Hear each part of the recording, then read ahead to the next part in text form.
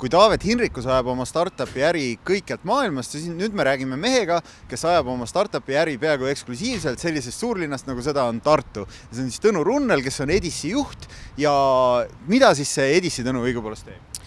Esiteks ma tahaksin parandada, et Tartu on Eesti startupi pealinn. Ühele tänavale 200 meetrile on kokku tulnud kõige kõvemad Eesti startupid, Fortum, Zero Turnaround, EDC.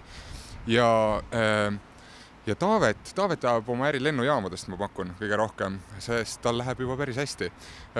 Arendust on mõistlik hoida Eestis. Müük ja turundus käivad seal, kus on su kliendid. Need on igal pool maailmas. Ja nii on ka meil, et meie kliendid on igal pool maailmas. Meie teeme maailma kõige lihtsamat veebiehitamise tööriista EDC. See ongi see. No mis see kõige keerulisem on selle äri juures, kui sina isiklikult oled Tartus, aga kliendid on tõepoolest 1000 riigis üle maailma? Ei ole midagi keerulist, sellepärast, et 6 euro eest kuus ei oota sa ju, et ma istuksin iga kliendi juures terve päeva. Et see on mastaap päästab. Et tunnete te, et teil jääb mingist oskusest või mis oskusest nagu kõige rohkem puudu jääb? Nagu kõigil Eestis müügioskusest.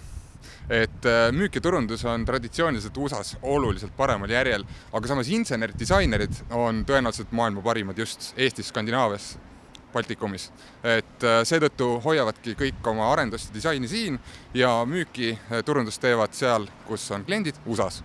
No mis arvad, kui tõenäoline on, et Taavet ühel hetkel tuleb püsivalt niimoodi Eestisse tagasi ja tuleb ka sinna Tartusse 100 meetri peale koos teie ettevõtetega ja hakkab sealt oma äri ajama?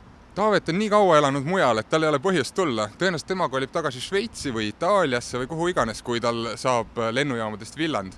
Aga kõik on liikumises. Tartus on lihtsalt mu sõbrad ja pere, see on kõige parem olla enamus aega, aga ka mina olen ju paratamatult liikumises.